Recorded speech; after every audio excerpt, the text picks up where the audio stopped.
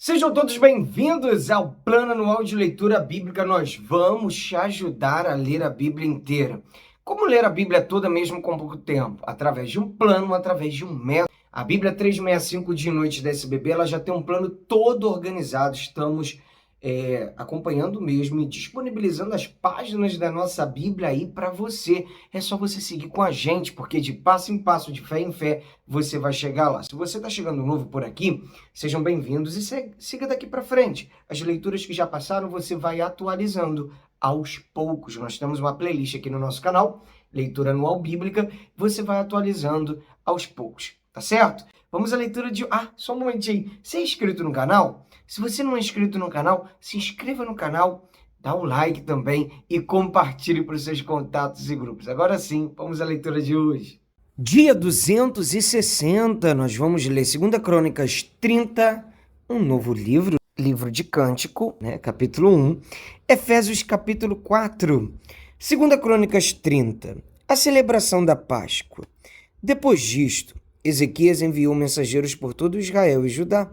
Escreveu também cartas para as tribos de Efraim e de Manassés, para que viessem à casa do Senhor em Jerusalém, para celebrarem a Páscoa do Senhor, Deus de Israel. Porque o rei, os seus príncipes e toda a congregação em Jerusalém tinha concordado em celebrar a Páscoa no 2º mês. Não puderam celebrá-la no devido tempo, porque não se tinham santificado sacerdotes em número suficiente. E o povo ainda não se havia reunido em Jerusalém. Isto foi aprovado pelo rei e por toda a congregação. Resolveram que se fizesse uma proclamação por todo o Israel, desde Berseba até Dan, para que viessem celebrar a Páscoa do Senhor, Deus de Israel, em Jerusalém, porque não a celebravam, mas com grande número de participantes, conforme estava prescrito. Mensageiros levaram as cartas do rei e dos seus príncipes por todo o Israel e Judá, segundo a ordem do rei, dizendo: Filhos de Israel, voltem para o Senhor, o Deus de Abraão, de Isaque e de Israel, para que ele se volte para o restante que escapou do poder dos reis da Assíria. Não sejam como os seus pais e como os seus irmãos, que foram infiéis ao Senhor Deus de seus pais. Foi por isso que ele os entregou à desolação, como vocês estão vendo. Não sejam teimosos como os seus pais. Entreguem-se ao Senhor e venham ao seu santuário, que ele santificou para sempre. Sirvam ao Senhor, o Deus de vocês, para que o furor da sua ira se afaste de vocês. Porque se vocês se voltarem ao Senhor, os irmãos e os filhos de vocês acharão misericórdia diante dos que os levaram cativos, e eles voltaram a esta terra. Porque o Senhor, o Deus de vocês, é bondoso e compassivo, e não desviará de vocês o seu rosto, se vocês se voltarem para ele. Os mensageiros foram passando de cidade em cidade pela terra de Efraim e Manassés até Zebulon, mas as pessoas riram e zombaram deles. Porém, alguns de Asser, de Manassés e de Zebulon se humilharam e foram a Jerusalém. Também em Judá se fez sentir a mão de Deus, dando-lhes um só coração para cumprirem a ordem do rei e dos príncipes, segundo a palavra do Senhor. Uma grande multidão se reuniu em Jerusalém para celebrar a festa dos pães sem fermento no 2º mês. Era uma congregação enorme. Levantaram-se e tiraram os altares que havia em Jerusalém. Também tiraram todos os altares do incenso e os jogaram no vale do Cedron. Então mataram os cordeiros da Páscoa no 14º dia do 2º mês. Os sacerdotes e os levitas se envergonharam, se santificaram e trouxeram holocaustos à casa do Senhor. Tomaram os seus devidos lugares, segundo a lei de Moisés, o homem de Deus. Os sacerdotes aspergiram o sangue que recebiam das mãos dos levitas, porque havia muitos na congregação que não se tinham santificado, e por isso os levitas estavam encarregados de matar os cordeiros da Páscoa por todos aqueles que não estavam puros, para santificá-los ao Senhor. Porque uma multidão do povo, muitos de Efraim, de Manassés, de Isacar e de Zebulon, não se tinham purificado, e mesmo assim comeram a Páscoa, não levando em conta o que está escrito na lei. Porém, Ezequias orou por eles, dizendo: que o Senhor, que é bom, perdoe todo aquele que dispôs o coração para buscar o Senhor Deus, o Deus de seus pais, ainda que não segundo a purificação exigida pelo santuário. O Senhor ouviu a oração de Ezequias e sarou o povo. Os filhos de Israel que estavam em Jerusalém celebraram a festa dos pães sem fermento durante 7 dias com muita alegria. Diariamente os levitas e os sacerdotes louvaram o Senhor com instrumentos que tocaram bem alto em honra ao Senhor. Ezequias falou ao coração de todos os levitas que revelavam bom entendimento no serviço do Senhor. Durante 7 dias, eles comeram as ofertas da festa, trouxeram ofertas pacíficas e deram graças ao Senhor Deus de seus pais. Toda a congregação concordou em celebrar outros 7 dias e, de fato, o fizeram com muita alegria, porque Ezequias, rei de Judá, deu à congregação 1.000 novilhos e 7.000 ovelhas, e os príncipes deram à congregação 1.000 novilhos e 10.000 ovelhas, e os sacerdotes se santificaram em grande número. Alegraram-se toda a congregação de Judá, os sacerdotes, os levitas e toda a congregação dos que vieram de Israel, bem como os estrangeiros que vieram da terra de Israel e os que moravam em Judá. Houve grande alegria em Jerusalém, porque desde os dias de Salomão, filho de Davi, rei de Israel, não havia acontecido coisa semelhante em Jerusalém. Então os sacerdotes e os levitas se levantaram para abençoar o povo. A voz deles foi ouvida e a oração que eles fizeram chegou até a santa habitação de Deus, até os céus. Vamos ler agora o livro de Cânticos, capítulo 1, verso 1. Cântico dos Cânticos de Salomão. Primeiro cântico. Esposa, beije-me com os beijos de sua boca, porque o seu amor é melhor do que o vinho, suave é o aroma dos seus perfumes, como perfume derramado é o seu nome. Por isso as donzelas o amam. Leve-me com você, vamos depressa. O rei me introduziu nos seus aposentos. Coro.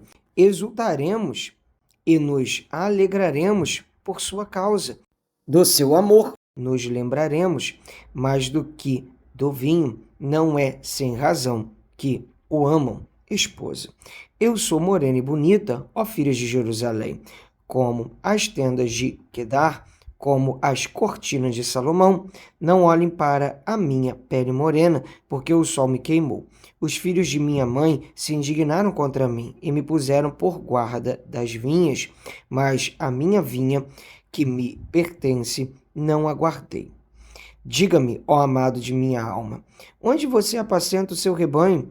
Onde você o faz repousar ao meio-dia?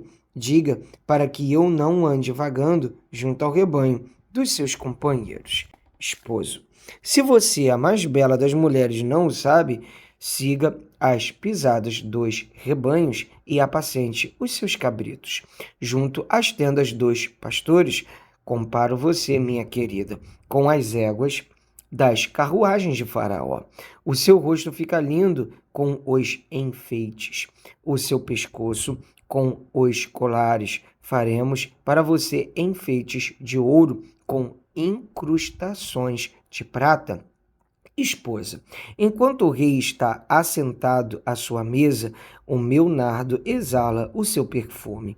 O meu amado é para mim como um sachê de mirra posto entre os meus seios.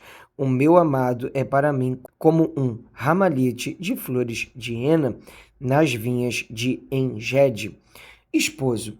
Como você é bela, minha querida, como você é bela, os seus olhos são como pombas. Esposa, como você é belo, meu amado, como é encantador. O nosso leito é de viçosa relva, as vigas da nossa casa são os cedros e o nosso teto são os ciprestes. Eu sou a rosa de Saron, o lírio dos vales. Esposo. Como um lírio entre os espinhos, assim é a minha querida entre as donzelas. Esposa, como a macieira entre as árvores do bosque, assim é o meu amado entre os jovens. Desejo muito a sua sombra, e debaixo dela me assento, e o seu fruto é doce ao meu paladar. Ele me levou à sala do banquete, e o seu estandarte sobre mim é o amor. Sustente-me com passas, confortem-me com maçãs, pois estou morrendo de amor. A sua mão esquerda está debaixo da minha cabeça e a direita me abraça. Filhas de Jerusalém, jurem pelas gazelas e pelas corças selvagens que vocês não acordarão nem despertarão o amor até que este o queira.